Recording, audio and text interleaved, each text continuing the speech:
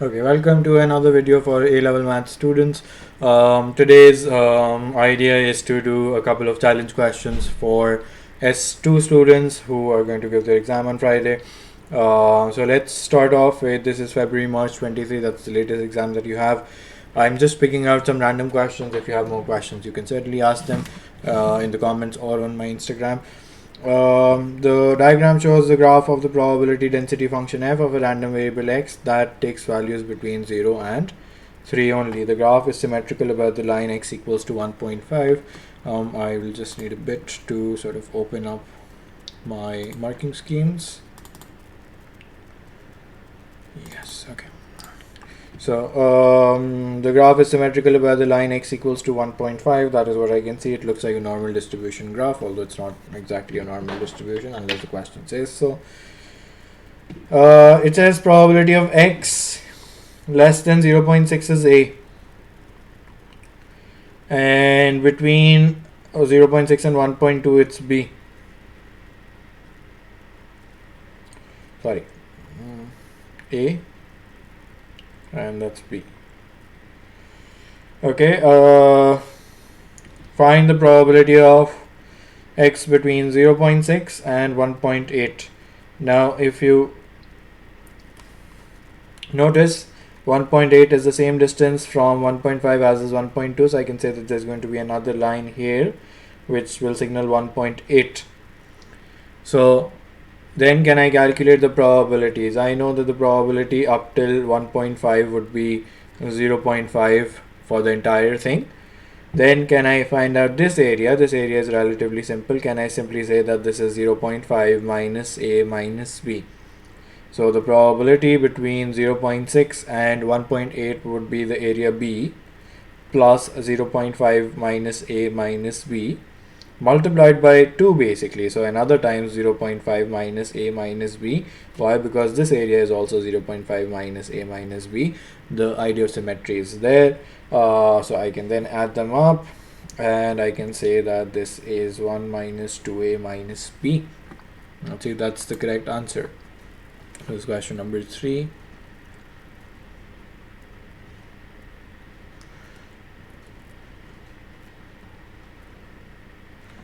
A, yeah, that's the correct answer. Quickly moving on. Although they've given you an entire page, which means that they expect you to do a bit of diagrams and so on at the bottom of it, but it's absolutely fine if you do it like how I've done on the exam. Just use the pencil on the diagram so that you can erase it later on. It is now given that the equation of the probability density function of x is this. So this is quite a complicated expression, but I see that the intercepts are there, 0 and 3, so this is probably also symmetric, where k is a constant, so that k is 10 over 81. So I think that's relatively easy. 0 to 3, k x square, 3 minus x square. I have to integrate all of this. I will first bring out, and I will equate it to 1. I will first bring out k, then try to expand this because I can't integrate. There's no product rule that I can apply or integration by parts. I can actually go on and do that. It's just going to make things more complicated. So I'm going to avoid that. 6x plus x squared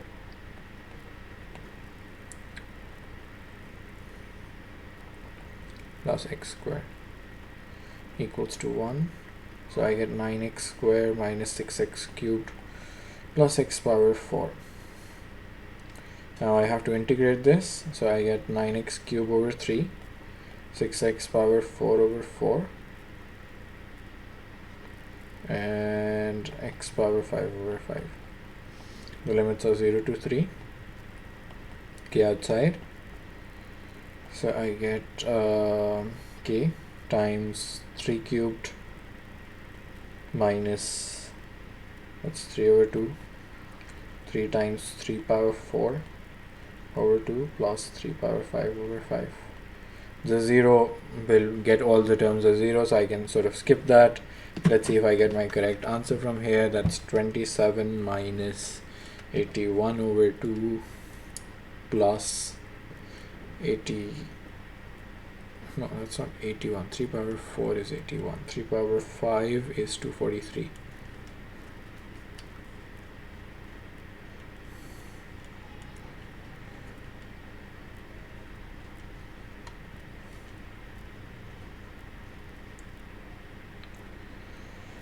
I seem to have something wrong on this.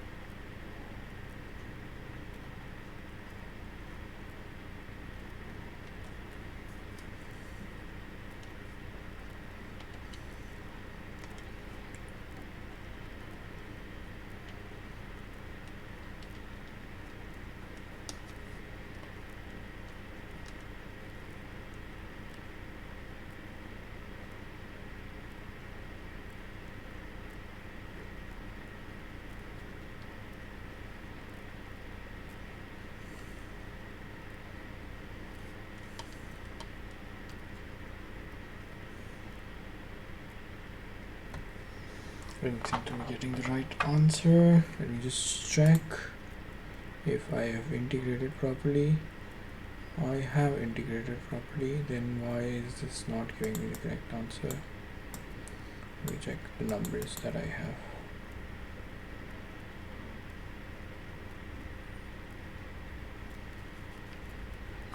Oh, I missed a 3, so that's 3 power 4. Okay, that was my mistake. 3 power 4. Yeah, 81 over 10. So k into 81 over 10 equals to 1. K equals to 10 over 81. Then it says find the variance of x. So what I have to do is I have to integrate x squared f of x and minus the mean squared. That's a long question. I think the only thing that I can think of here is that if this probability density function is the one that's given here, then the mean is simply going to be 1.5. So that's something that you need to know. So this is simply going to be 1.5 squared. Why? Because when the graph has symmetry, what you can directly tell me is that the mean will always equal to the median, and in this case the median is 1.5. Why is it 1.5? Because it's at the center of the distribution, and that distribution is symmetric.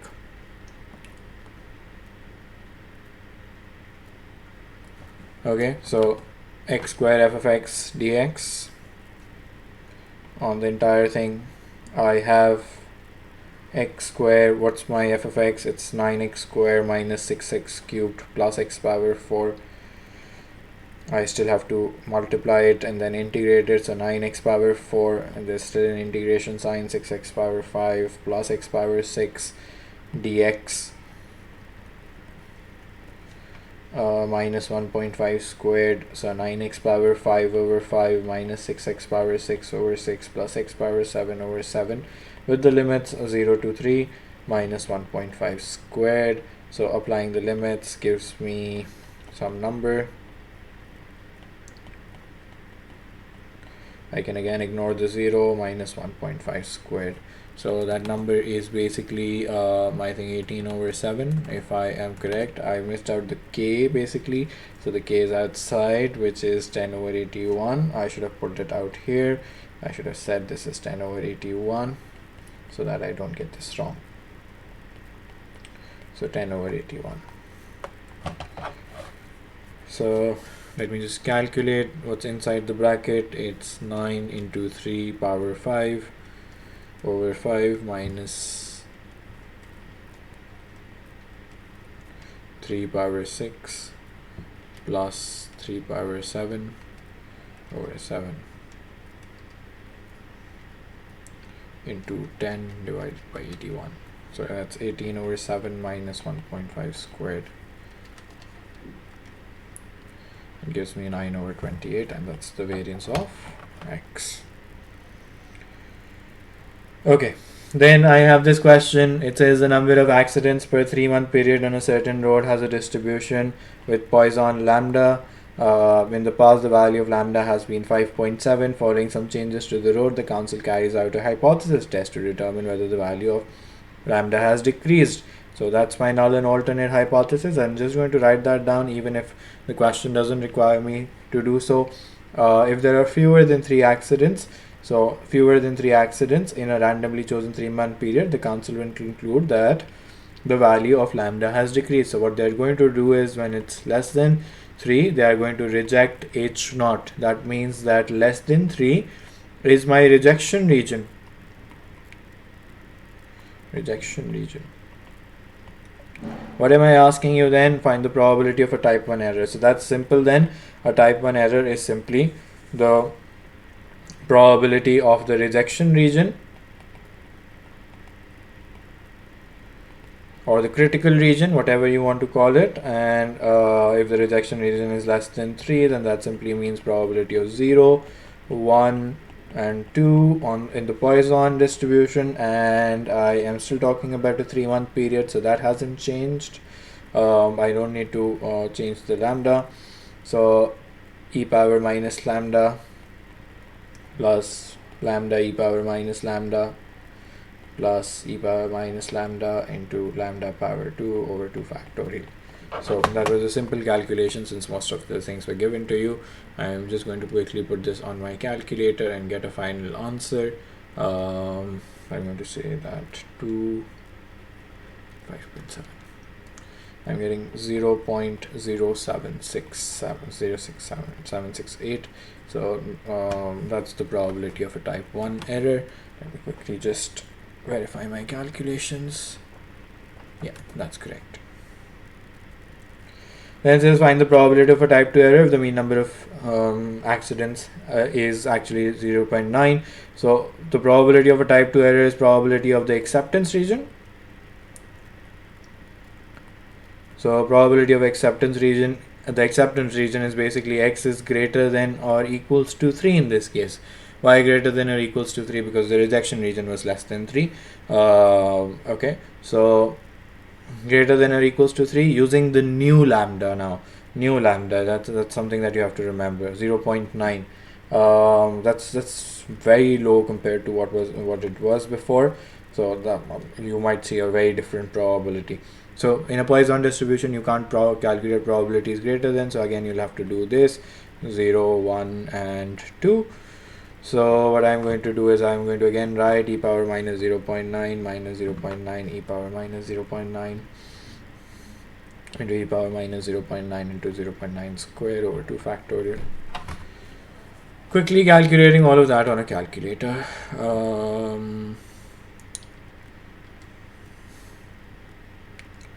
2.9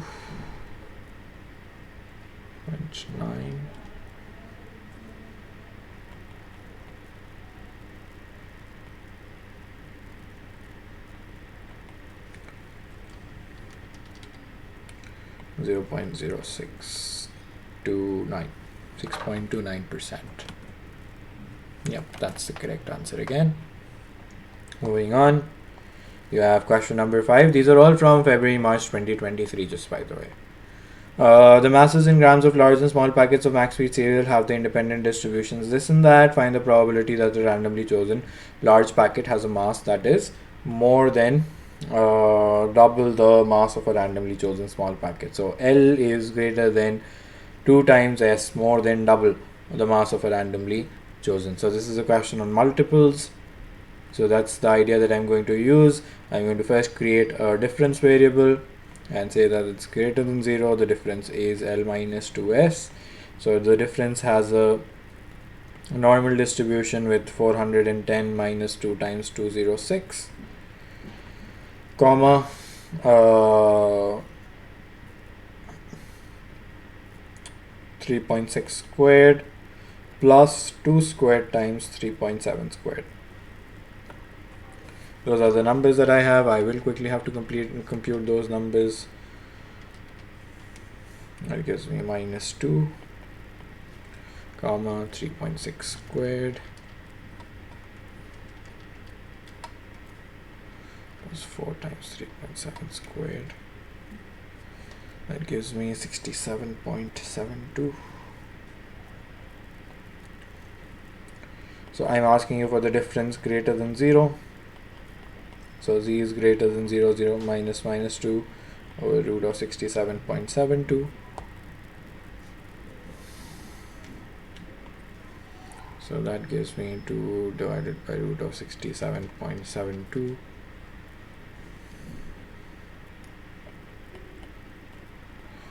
0.243.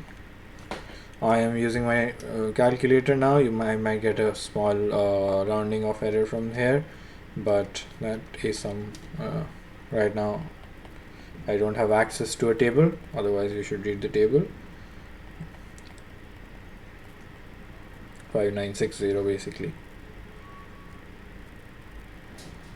And what's 1.1 minus 0.596?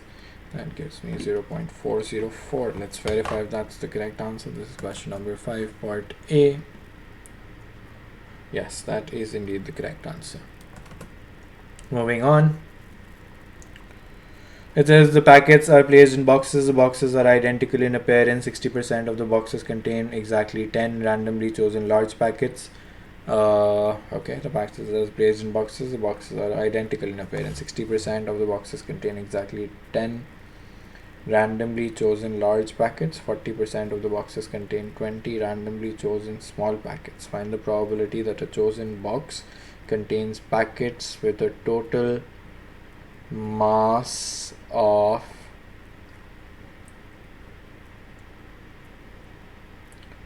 more than 4080 grams. Okay, that is sort of a long and tough question since it is 6 marks. Let's think about that. The boxes are identical appearance. 60% of the boxes contain exactly 10 randomly chosen large packets, and 40% of the boxes contain exactly 20 randomly chosen small packets. Okay, so let's first talk about total of 10 large packets. What would be the mean and variance of that? So the mean and variance of that would be basically 410 times 10,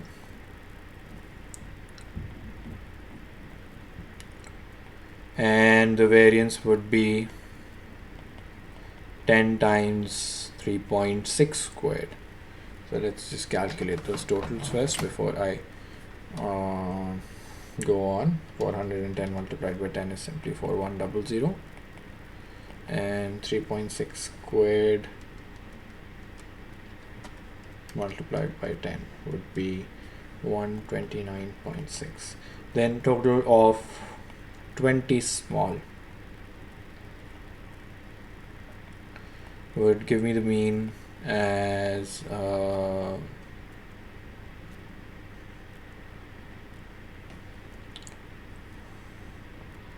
20 into 206, I think.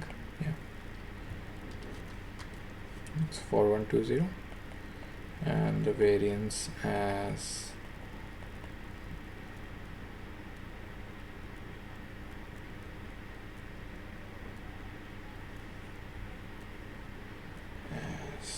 20 times 3.6 squared, 3.7 squared. Okay, 20 times 3.7 squared, 273.8. 273.8. Now, with this question, it then says that 60% of the boxes contain this. So there's a 60% chance that you may end up with this situation, and there's a 40% chance that you may end up with this situation. But what do I want? I want the probability of the total mass of more than 4080 grams. So what I'm going to do is I'm going to calculate the probability of the total mass being more than 4080 in this case, and then I'm going to take this probability and multiply it by 60% to sort of find the expectation of that situation. So it's like a tree diagram. If you imagine it, there's a 60% chance of this, there's a 40% chance of this. Within this, there's a chance of 4080 or less than 4080, and you're trying to sort of calculate your probability of more than 4080 in both cases, right? So that is sort of the working in my head that I'm doing, because I can't take two different situations and put them together. I have to first find the probabilities and then multiply it by their own probabilities. So I'm going to say that z is greater than 4080 minus 4100 divided by root of 129.6, and that gives me what? That gives me 1.1 1.757, 1 minus phi of 1.757. Then my table reading is basically something that I have to calculate.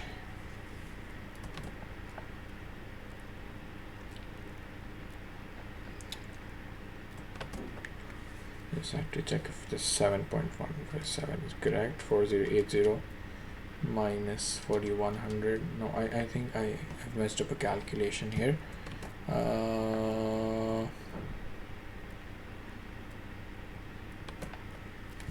I think this is a minus here, so I just need to be careful.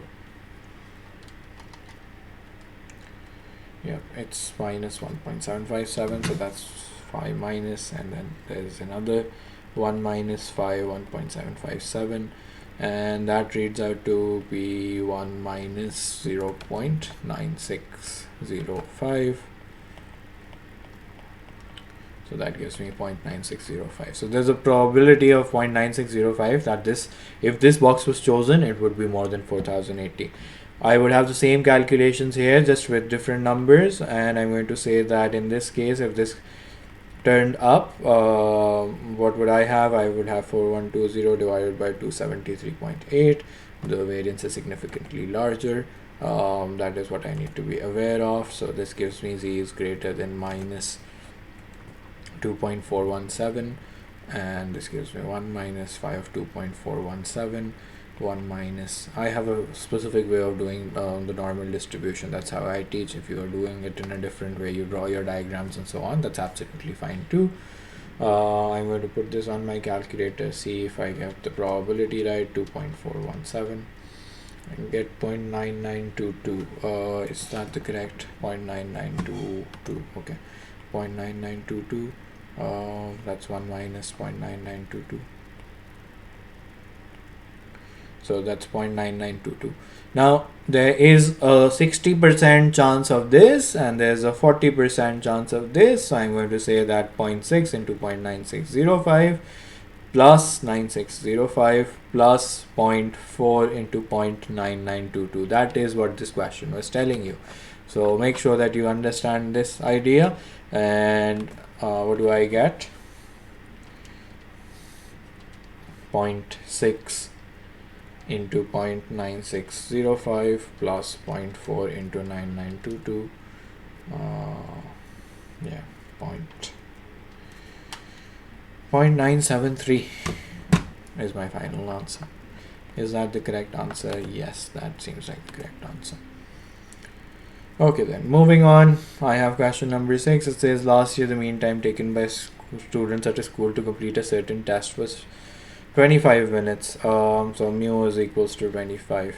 Akash believes that the mean time taken by this year's student is less than 25, so less than 25. In order to test this belief, he takes a random sample of this year's students and he notes that the time taken by each student. He carries out the test at the 2.5% significance level for the mean population time. Akash uses the null hypothesis because if give a reason why Akash should use a one-tailed test, because he's just testing for a decrease. You have to use the word decrease.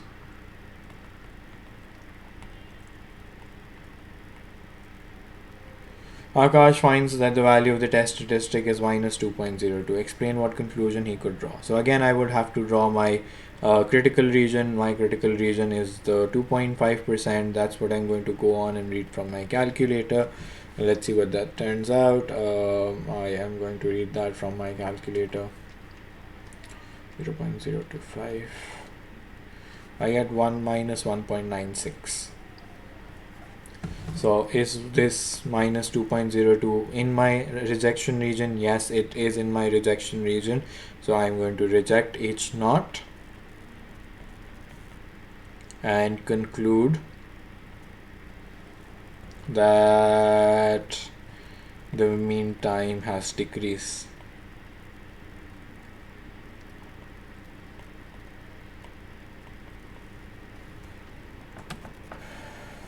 Okay. You should always write this, because I've often seen that there's a mark for this. So make sure that you write this, or you sort of draw the diagram. Just don't conclude directly. Otherwise, there is a possibility that you could lose out 1 mark in the method. It says in a different one-tailed hypothesis test, the z-value was found to be 2.14. Okay, that is way up in the upper tail. Given that this would lead to a rejection of the null hypothesis at the alpha design significance level, find the set of possible values of alpha. Okay. This is in a different one-tailed hypothesis test. So 2.14 was in my rejection region. So I'm going to say that this is my rejection region. C is greater than 2.14. What's the probability of Z being greater than 2.14? I am going to say that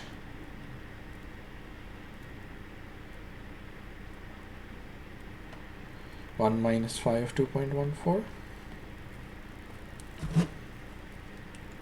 and I'm going to calculate this probability. Get 0.9838.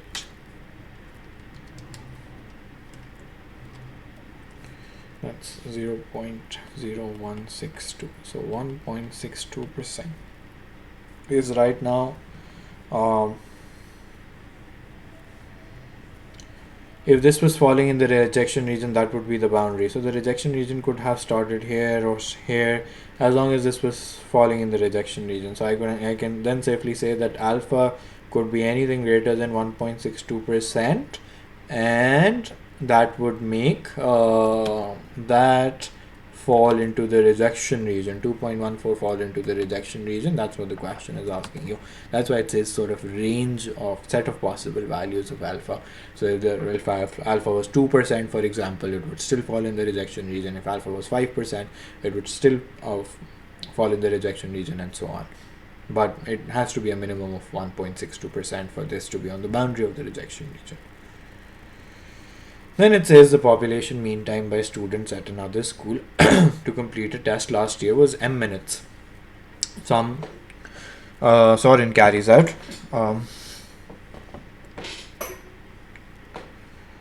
one-tailed test to determine whether population mean this year is less than m. So mu is m and mu is less than m. Using a random sample of 100 students, he assumes that the population standard deviation is 3.9 and the sample mean is 24.8, and this result just leads to the rejection of the null hypothesis at the 5% significance level. So I'm going to draw my rejection region first. It's a lower tail test, 5%, so that should give me what? I keep forgetting these values, I don't know why, but I should remember them now. Yeah, minus 1.645. Okay, so that's minus 1.645. It says find the value of m. So I'm trying to find the value of mu. So I knew that this got rejected and just got rejected, which means that it was on the boundary. So this minus 1.645 was actually my test statistics z value. So that's what I'm going to do. I'm going to put in instead of z, I'm going to say that 24.8 minus m divided by 3.9 over root of 100 should get me the value for x bar, minus 1.645 into 3.9 divided by 10, 24.8 minus answer. I think m has to be 25.44, and that is 25.4. Let me verify if that's the correct answer. Yes, that is indeed the correct answer. That is the end of February, March 2023. I hope I did a lot of questions. You got a hang of this. Not a very difficult paper, to be honest. Let's move on to October, November 22, 6-3. Let's see some difficult questions from here as well and see how that goes. I think that's a relatively easy question. Let me see if it has a part 2. Okay, I've circled this one. It says a spinner has 5 sectors, each printed with a different color. I will quickly first open up the marking scheme to quickly verify my answers in case I am confused about something. Okay. So Sma and Sanjay both wish to test whether the spinner is biased so that it lands on red on fewer spins than it would if it were fair. So I can then say that this is again a one-tailed test. What I'm trying to test is that I'll assume that it's 1 over 5 because the probability has to be equal, and then it's less than 1 over 5 h0 and h1. So the probability of it landing on a red spinner, a red portion is 1 over 5.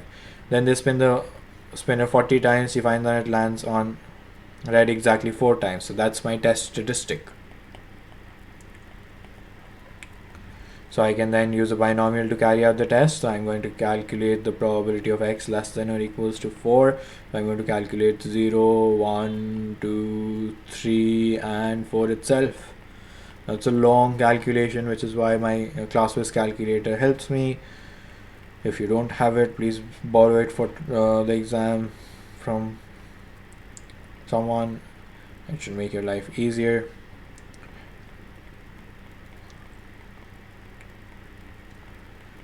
Okay, so I can't go on and write all the probabilities, we'll run out of time, so I'm just going to use my calculator, and I just told you what to do. I'm going to use my calculator to do this for 40. Since although n was large, the question said that I have to use a binomial distribution, which is why I went and used it. 0.2, so I get 0.0759. 0.0759. So that's 5.979%. That's greater than 5% significance level. So I'm going to accept h0. When I accept h0, I am concluding that there isn't enough evidence that the spinner is biased.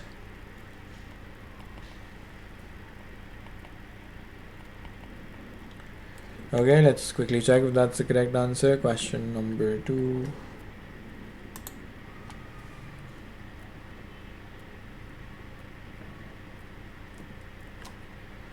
Yeah, 0.0759. Yeah. Do not reject h not do not. Okay, yeah, that's the correct answer. Then there's Sanjay also spins the spinner for 40 times. He's find that it lands on red r times. So now the test statistic is basically unknown. It says use a binomial distribution to find the largest value of r that lies in the rejection region for the test at the significance level. So then I see that this probability gave me 7.59. So what I'm going to just do is I'm going to then start checking the probabilities of less than 3. So I add up 0, 1, 2 and 3. Let's see what that gives me. Now again, if you're doing this manually, it's going to take you some time to do. I have my calculator that can sort of churn out probabilities directly on the binomial distribution. I can sort of accumulate the distribution and do it. So I'm going to do that, and this gives me 0.0285. So that's 2.85%. So that is I think that the boundary of the rejection region, that the rejection region should then be x is less than or equals to 3, therefore r should equal 3. Let me check if that's the correct answer. Yes, that seems like the correct answer. So yeah, to find the largest value of r, so your largest value of r should be r equals to 3. Then let's see, this looks like an easy question. Yeah, that's an easy question, let's just ignore that.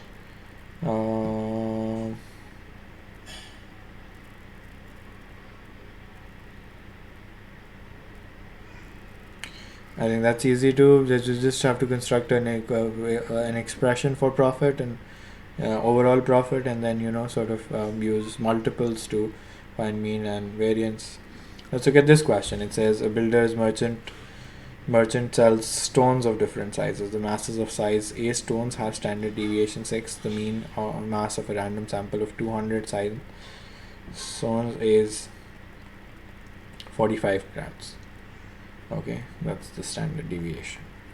says find a 95% confidence interval. 95% confidence interval would have the z value as 0.5.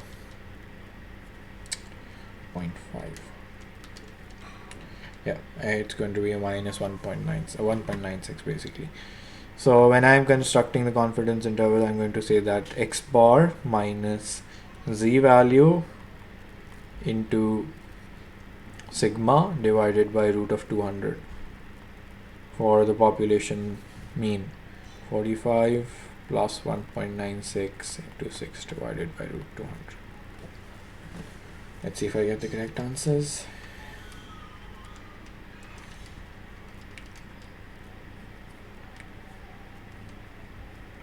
Okay. That's 44.2. And that's 45.8. Let's check if these are the correct answers. Yeah, I skipped the question. Yep, that's the correct answer.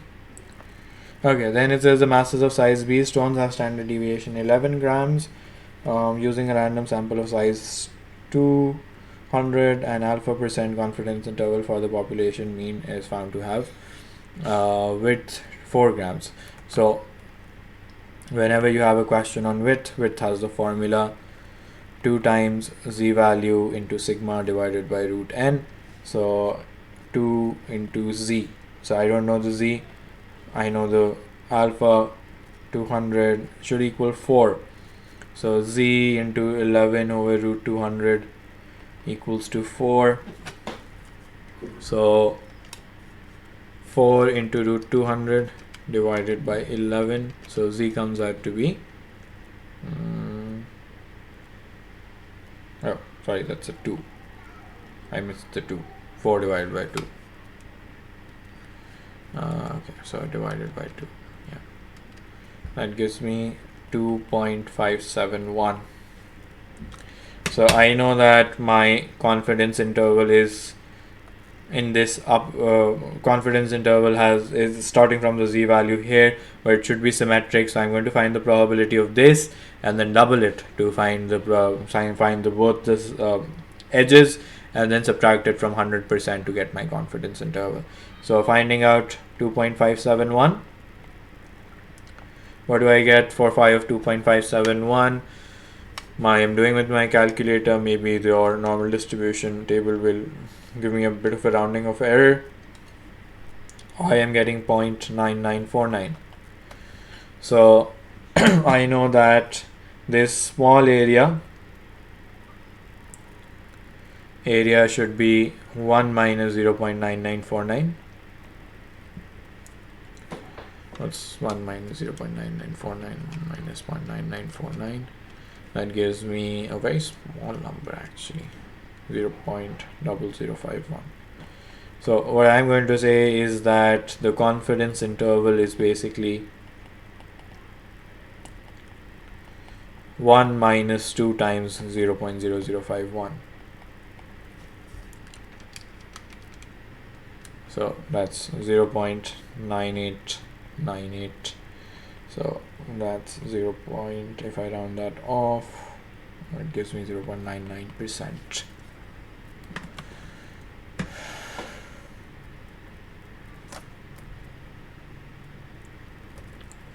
Yeah, okay.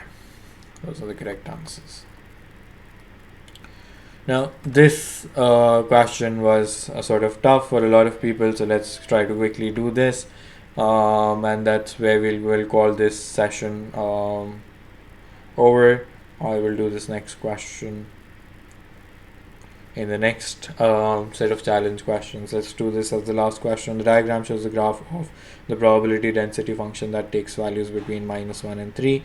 It is given that the graph is symmetrical about the line x equals to 1 between x equals to -1 and x equals to 3. The graph is a quadratic curve, so it's telling you it's a quadratic curve.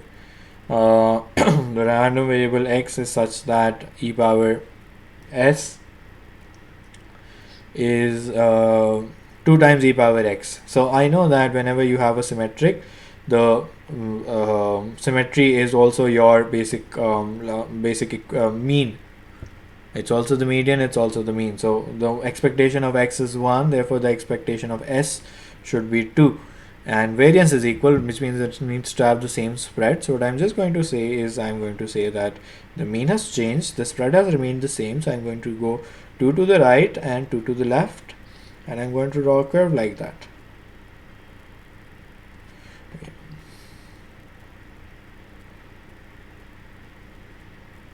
So that's what it's going to look like. There's no change in spread, therefore there's no change in height.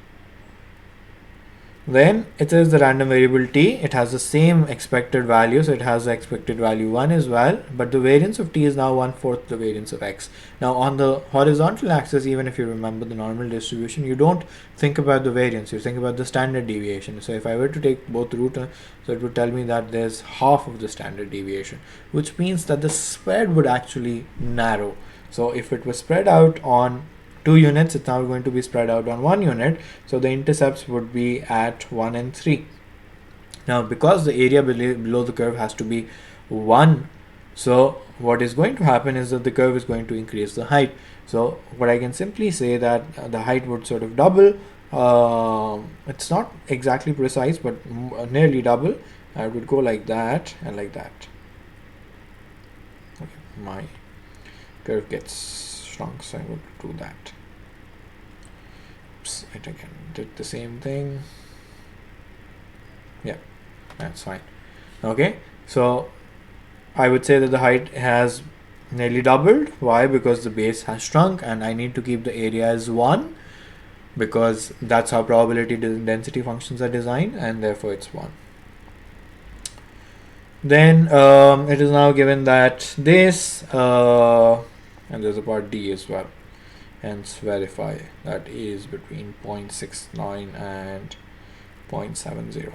Okay, it is now given that x is between 1 minus a and 1 plus a, and it's 0.5. There is a certain value that's trapped, and that's 0.5. So there are two different ways of doing it. I have to look at the function x, right? So that's f of x.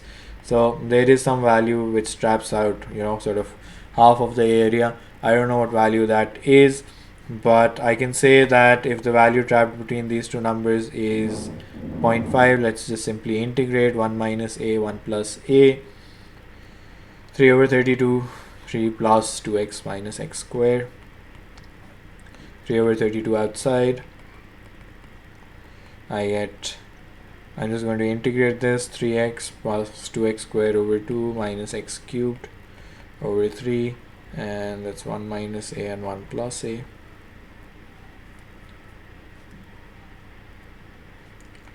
And 3 over 32. This could actually go to the other side and just, sort of get rid of, rather than writing it again and again. That's 0.5 into 32 divided by 3, 16 over 3. So 3 into 1 plus a plus 1 plus a squared minus 1 plus a cubed over 3 minus 3 times 1 minus a plus 1 minus a squared minus 1 minus a cubed over 3 equals to 0.5. 3 plus 3a plus 1 plus a 2a plus a square. For the cube, I can use a binomial expansion. I can say that the first term is going to be 3c0, 1, 3 minus 0, and a power 0. Let's put a bracket so that I don't make an error. So the first term is going to be, or if you remember the cubic expansion, that's going to make things easier for you. So the first term is going to be 1, and then I will have 3c1 on 3a plus 3c2 is also 3. I'm using a binomial expansion. 3a squared plus a cubed, the entire thing over 3. 3 minus 3a plus 1 minus 2a plus a squared, and then I have the same expansion 1. It's a long expansion. There is a shorter way of doing this question as well.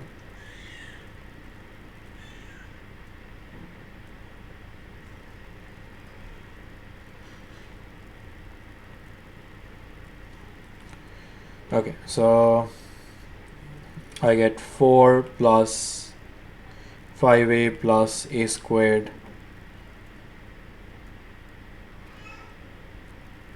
1 plus 3a plus 3a squared plus a cubed over 3 minus, that's 0.5 into 32 over 3 before I forget.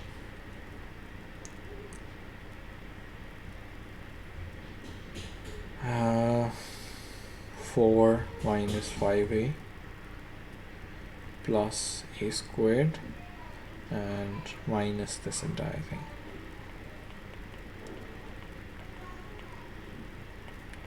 So I'm going to take a huge common denominator and call that 3.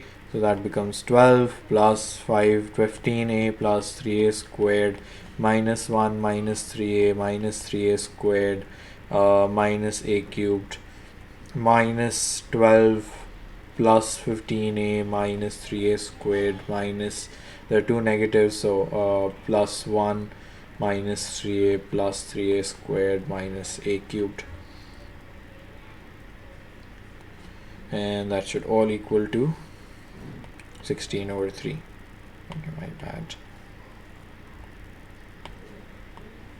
It's a long question. There is an easy way of doing it. I'm just going to go over the easy way in a bit. I did do the long method. I didn't realize how long this question was. That is 15a. So I get 15a minus 3a is 12a. 12a plus 12a is 24a. And then a squared, a squared, a squared, and a squared get cancelled out. I have minus 1 plus 1, that also gets cancelled out, and that's minus 2a cubed equals to 16. I think my answer is pretty much there.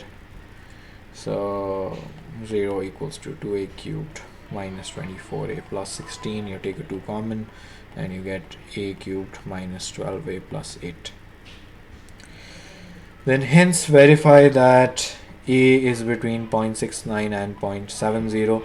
You can verify very easily. You can say that I can, sort of what you do in iteration or P3, you can just simply say that if I look at the change in signs, that's what's happening.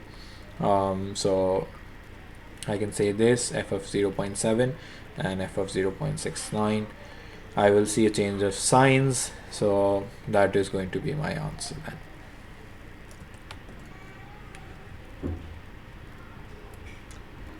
Just verifying. Yep, that comes out to be 0.049 and minus 0.057. Change of sign indicates root.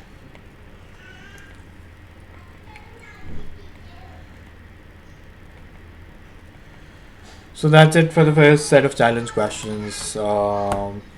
Please follow for the next set of challenge questions. I will be back with another video. Thank you.